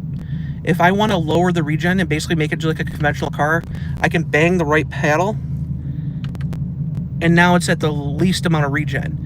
But if you put it on high regen and you're coming up to a stop, you can just let off the gas or the accelerator, if you want to get technical, and it will basically come to a stop on its own pretty fast. It does have one pedal driving. I never drive with it on one pedal. I always drive with it on what it's called creep mode, and I'll show you. So there's all these different themes. Hold on here. Electric vehicle right here.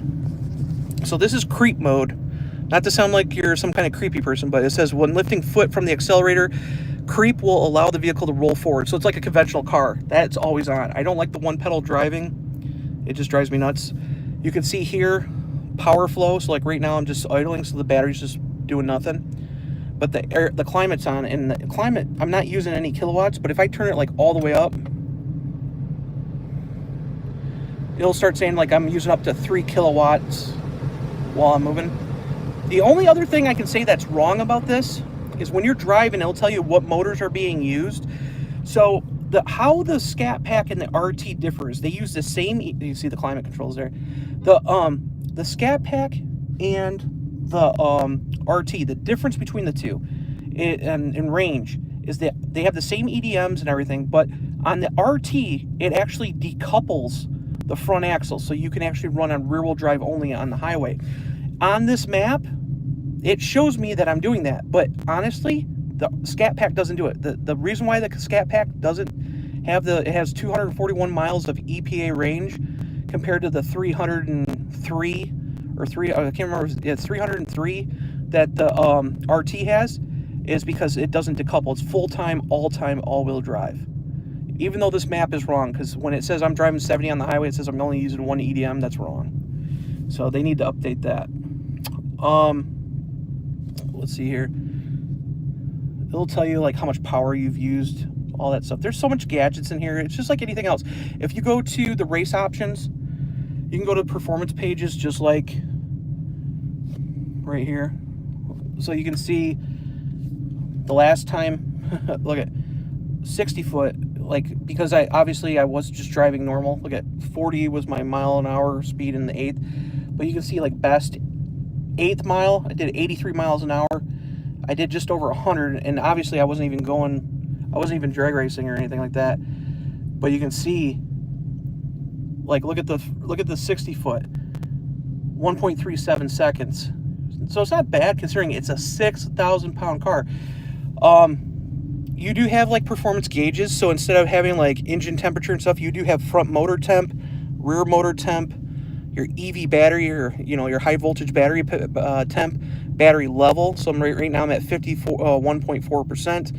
My actual voltage. So this car does have two 12 volt battery systems, and then it does have a potential power. And then if you go, there's more gauges too. Front motor torque, rear motor torque, wheel slip, rear motor torque, front motor power. So you got G-force meter, just like everything else, and then propulsion. So basically, instead of having your horsepower, it just makes it up so you can see speed, how fast the motors are moving. And then you can go back to performance pages. They got, if I go to drive modes, the cool thing is now the drive mode button's right here, so you can just hit it and you can go through the different drive modes all you want. So like here, you can click drive or drag, track, sport, auto, wet and snow, and then you can custom do yours. On this screen here, for this for the 6-pack cars, there's rear-wheel drive mode right here. So you could press that and it would go into rear-wheel drive. Okay, so that's really the only difference on those screens, other than a couple of the modes. And then the really funny thing is I can do, like, they have this new option called stealth. So basically I can go to, hold on here, go to vehicle, we can go to settings, and you can see right here it says Fratonic chambered exhaust.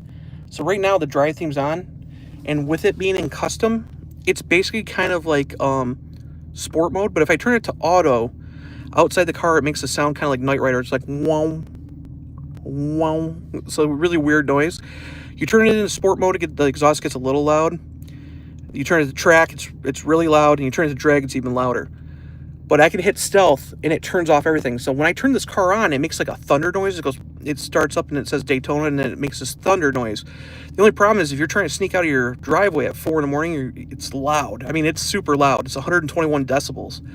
So you have to come in, you have to turn the car on, and then hit stealth, and then you can start it up, and it's just dead quiet. And it's actually kind of nice because you can be in all the different modes. You can be in drag mode, and it's no sound.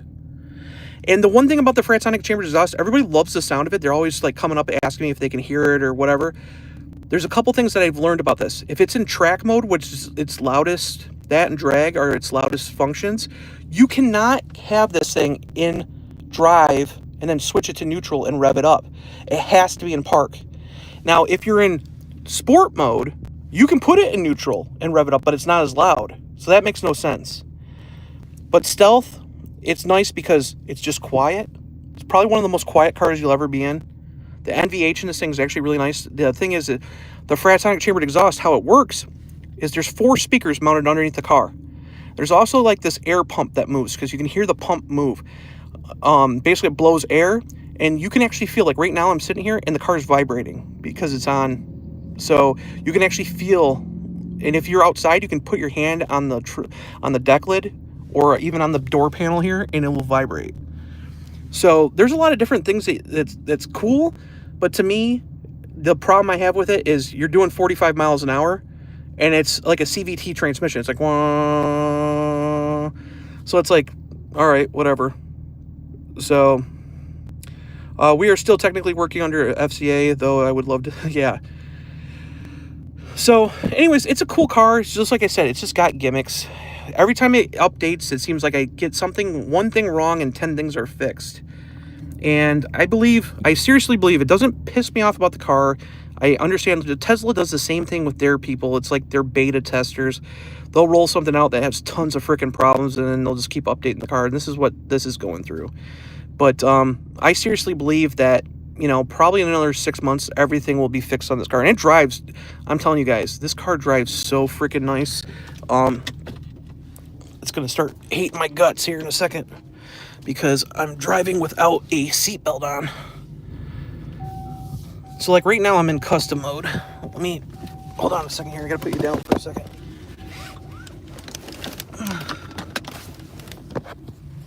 So like right now, hold on here. Come on, turn back around. Right now I'm driving in custom mode, which I don't want. I can just turn it on auto.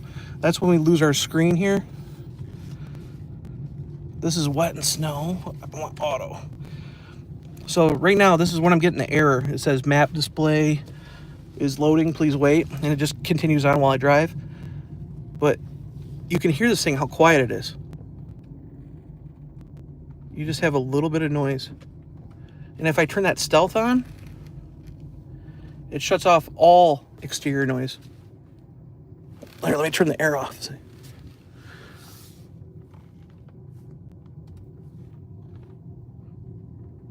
So then if I turn it back on and turn on drag mode or track mode, you can hear it right here.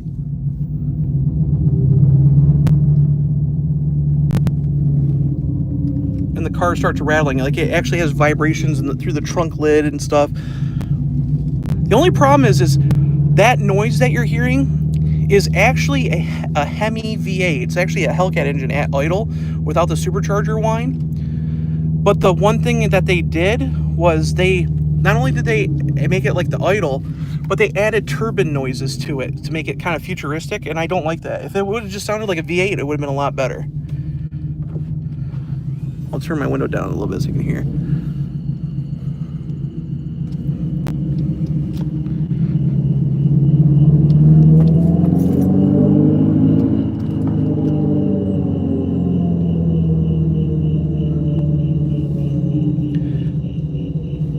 But it does give you feedback. Like it does make you feel like you're kind of in an internal combustion car until certain noises. Like, so for example, I'm just rolling right now. The gas pedal's vibrating, my seat's vibrating a little bit, the back of my seat's vibrating, and the car, like the door panels are vibrating. So I can feel all that vibration through the car. So it feels like there's some kind of connection to it. The problem is once you get to a certain speed, it sounds fake. And that's the only thing I don't like about it. If it sounded like a V8, it would be fine. But originally, their intentions were that every single trim was going to have its own sound. And unfortunately, that didn't happen. Now they just have one sound. But we'll go out on Woodward real quick and you guys can hear it. We'll put the windows down real quick. So like right now I'm on the hardest regen. I'm going to turn that off so now the car doesn't feel like it's bogging down a little bit.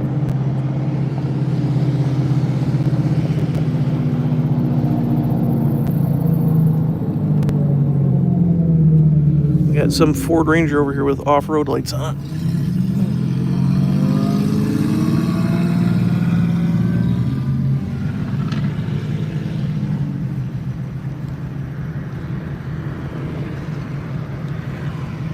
We've still got quite a few cars out.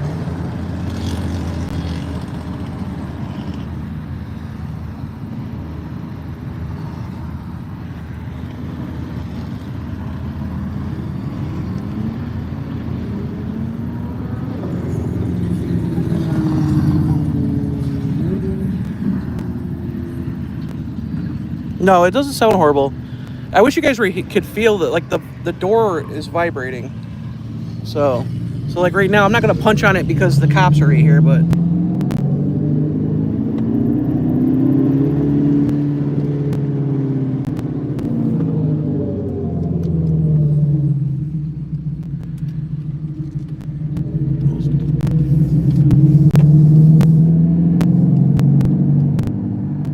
So it just makes like a whoa noise, but it's not bad. It actually sounds better outside the car than it does in it.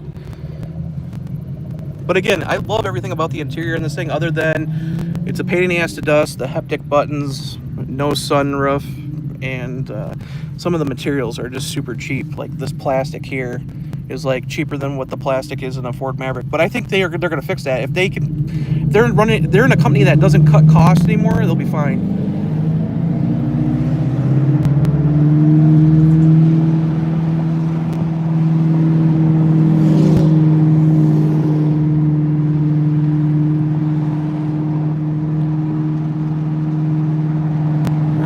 Pontiac G8 right there. And guess what's behind me? Blazer EV. We were talking about how they don't sell any of them. There's one right behind me.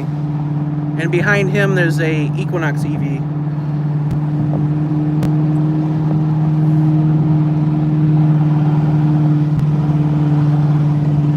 See how it is? Like, here, let me put the windows up so you guys can hear. Like, I'm doing 40 right now. Listen. I feel the vibration and everything, but it's just one speed. There goes a cop. So if there was like a shift, like obviously we know these cars are probably going to be in Fast and the Furious. If they simulated a shift every once in a while, like, it'd be fine. But when it's a constant hum, it gets kind of annoying after a while. So that's why I drive it with it off. But I'll pull into a lot and I'll rev it up so you guys can hear it.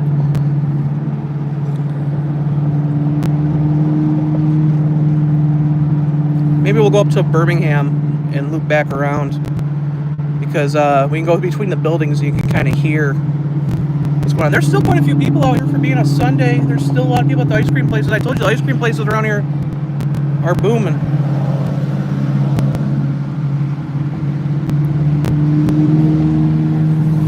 So old 69 Corvette right there.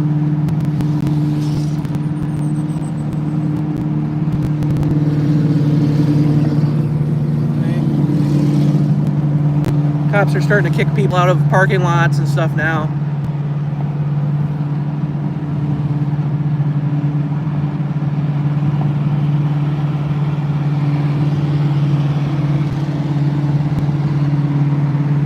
There's an older Charger there. A couple older Chargers. And a CT4V. We'll go up through Birmingham real quick and see what's going on.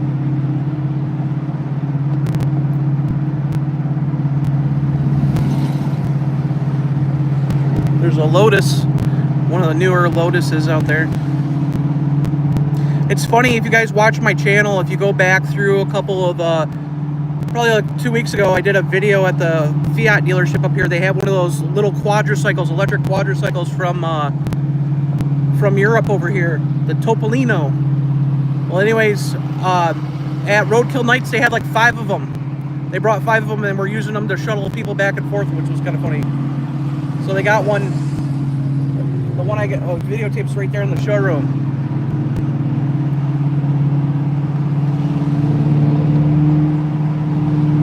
We'll run through downtown Birmingham real quick.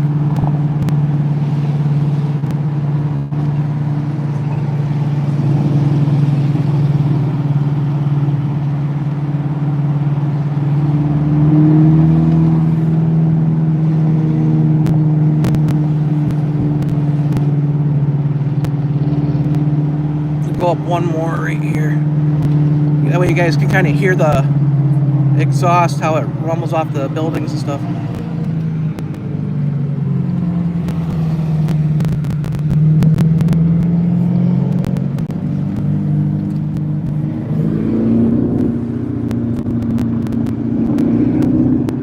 The funny thing is in track mode, I didn't know this, but Mopar Tech Jordan, he was telling me run it in track mode and punch on it all the way to the floor, then let off. And he goes, tell me what you hear. And it's actually doing a, it does a blow off valve noise.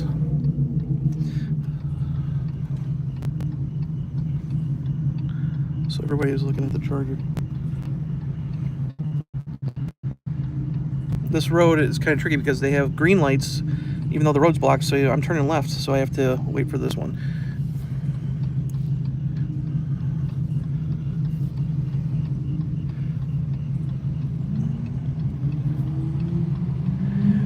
Do they use a lot of salt? Oh, dude, we use tons of salt. That's why none of our cars last. I get rid of my cars almost every 2 years because by the time they hit about 5 years of age, they're already rusting. That's the crappy thing about living on this side of Michigan. On the other side, they use sand, and their cars aren't as bad. They actually have worse snow than we do, but they use sand, so it's not too bad. The only thing is their paint's crap because they get sand blasted. So here we go.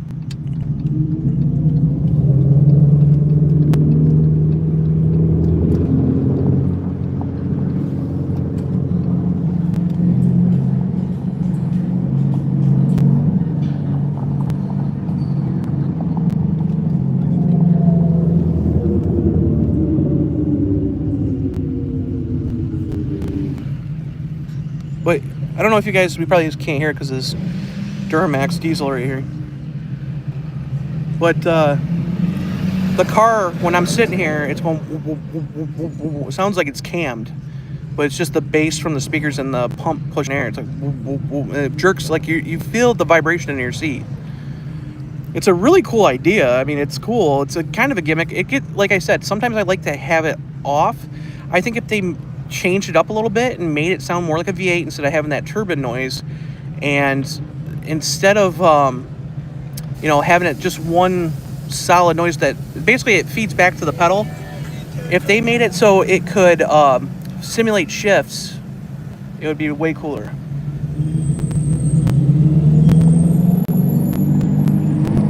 We got somebody pulling out here. All right, pulling in, pulling out. What are you doing?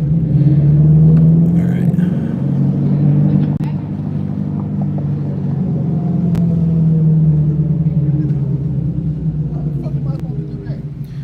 So yeah, I do love the heads-up display. I think the heads-up display is probably one of my favorite things on this car. It's the same exact heads-up display that's on the RHO and Ram 1500 and stuff like that.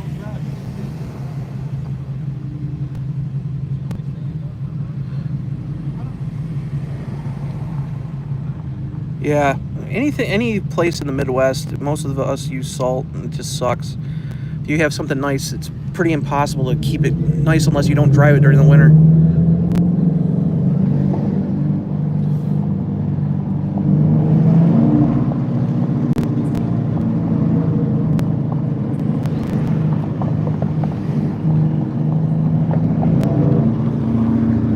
I don't know if you guys can hear that or not.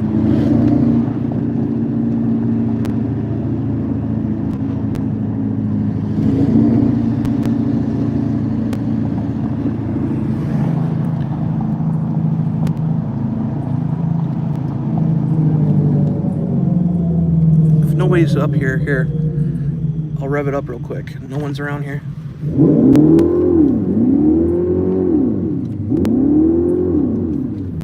See, it doesn't sound loud from the inside. It sounds fake from the inside. It's the rumble of the speakers and stuff on the outside that people hear like really loud out there. It doesn't sound like 121 decibels inside the cabin. That's why I say a lot of times I just drive. What the heck is the cops doing here? They're blocking the freaking road off. We're just gonna go down and around. But that's why I drive with it off. We're just gonna cut across because the cops are blocking the road off.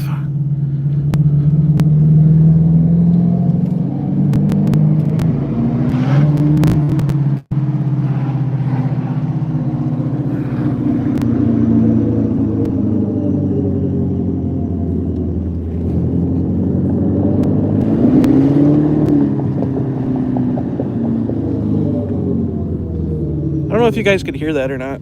Hopefully you guys can.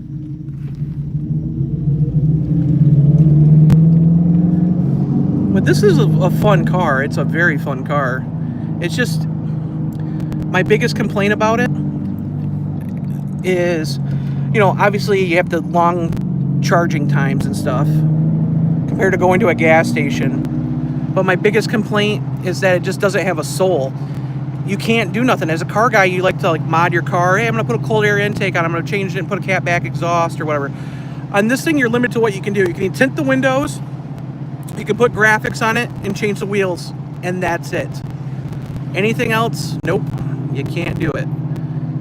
You can't rip apart the software and try to plug in. They've pretty much made that bulletproof where if you do that, your car's screwed up. But there's a beautiful CUDA over there at the gas station, 71 CUDA. Here comes some Mustangs. Let's see, there's a Fox body Mustang coming.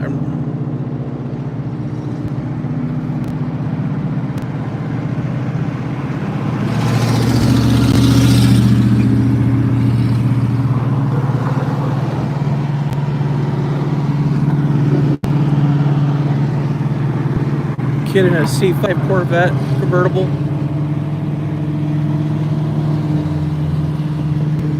BMW convertible. I told you this is perfect convertible weather. If Dodge wanted to do something cool, obviously Drop Top Customs is going to do a convertible version of this, but if they were smart, they would have offered this thing as a convertible from the factory.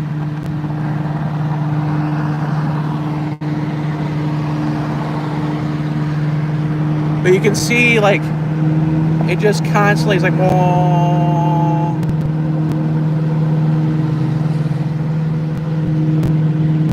If I put the windows up right now, you guys can hear it. Hold on here, let me roll the window up over here.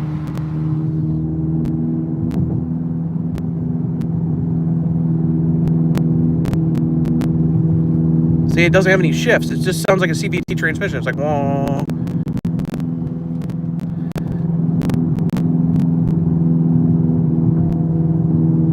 So if it had simulated shifts, it'd be fine, but nope.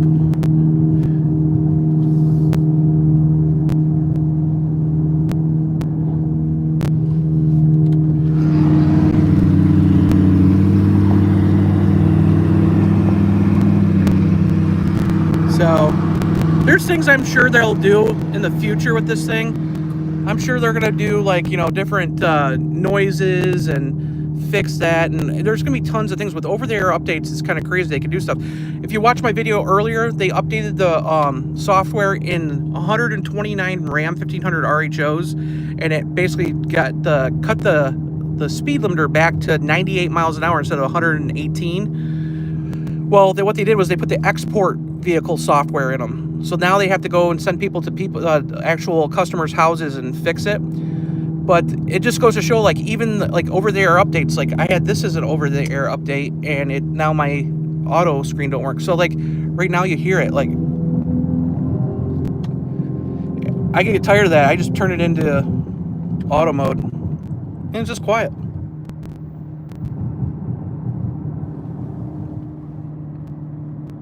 See, perfect.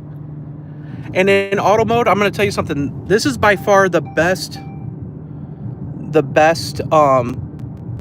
It's dinging because it's telling me that there's a cop up here. Every time you hear it dinging, it's giving me a warning that there's a cop pulled somebody over up here. It's a warning saying that there's an emergency vehicle ahead.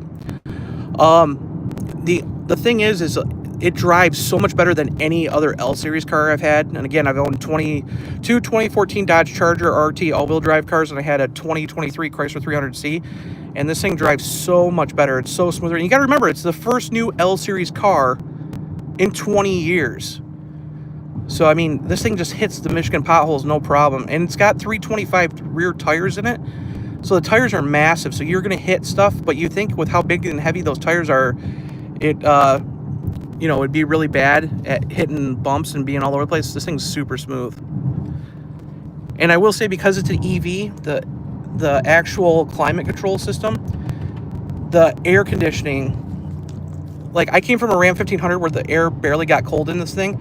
Now it's instant cold because it's like a PTAC unit. You know, it's super nice. I love it because you don't have to wait for gotta wait for the air conditioning to cool on, get going and cool the car down. Nope, this is like instant. So, but anyways, guys, we're gonna go up here. I'm going home. I'm almost up by Vincetta Garage and stuff. So anyways, I will see you guys in another video. Hopefully tomorrow we'll be maybe down here. We'll probably sit down here by Vincetta Garage and watch some cars and stuff like that in the afternoon. If things are kind of calmed down, we'll see. So anyways, I'll talk to you guys later. Thanks for joining me tonight. Bye.